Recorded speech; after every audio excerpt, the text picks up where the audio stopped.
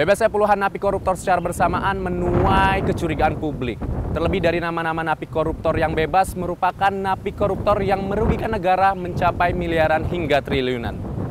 Benarkah korupsi sudah bukan menjadi kejahatan yang luar biasa? Berikut liputannya. Munculnya fenomena napi korupsi bebas bersyarat secara bersamaan menambah catatan kelam bagi penegakan hukum di Indonesia. Terlebih pembebasan para napi korupsi ini seolah jauh dari nilai-nilai keadilan. Kasus korupsi merupakan kejahatan luar biasa, sehingga pemberian hukuman pun diusahakan maksimal. Namun dengan adanya bebas bersyarat baru-baru ini bagi koruptor seolah-olah memperlihatkan bagaimana keadilan menjadi barang dagangan yang diobral murah.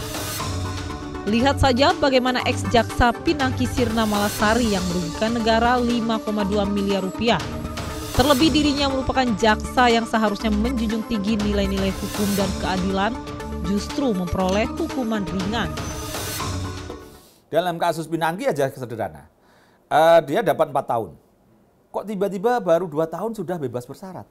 Padahal aturannya kan hitungannya 2/3.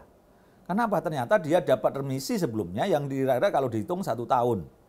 Nah, karena ini bicara 1 tahun, maka kan kemudian 6 dikurangi 1 kan tinggal 5. Jadi hukumannya Pinangki seakan-akan 5. Maka kemudian 2/3-nya maka 2 tahun sudah dianggap 2/3. Jadi matematika tidak berlaku di lapas. Terkait pembebasan ex-jaksa Pinangki Sirna Malasari, Direktur Penyidikan Jampitsus Kejaksaan Agung pun tadi memastikan Pinangki telah diberhentikan dari jabatannya secara tidak hormat sebagai jaksa.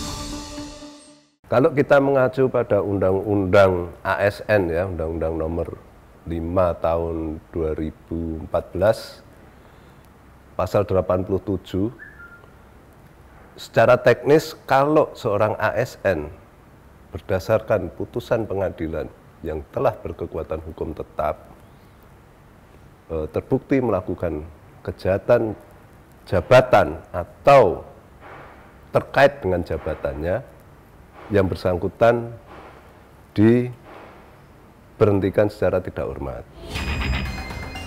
Adapun terkait keringanan hukuman yang diberikan pada ex-jaksa Pinangki Sirna Malasari, pun tadi menjelaskan bahwa hal ini didasarkan pada pertimbangan hakim. Salah satunya mengakui perbuatannya dan berkelakuan baik. Kalau jaksa dalam melakukan penuntutan selalu memperhatikan 2 hal untuk berat ringannya ya. Hal yang memberatkan dan hal yang meringankan selama proses pemeriksaan di persidangan. Hal tersebut juga menjadi pertimbangan bagi hakim. Ya.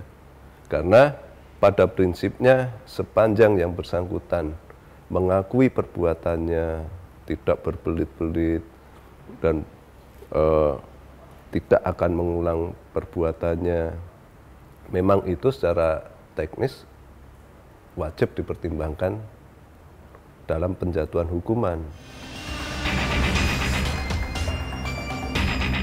Saat ini baik penegak hukum maupun perangkat undang-undang yang ada dinilai lebih berpihak pada koruptor.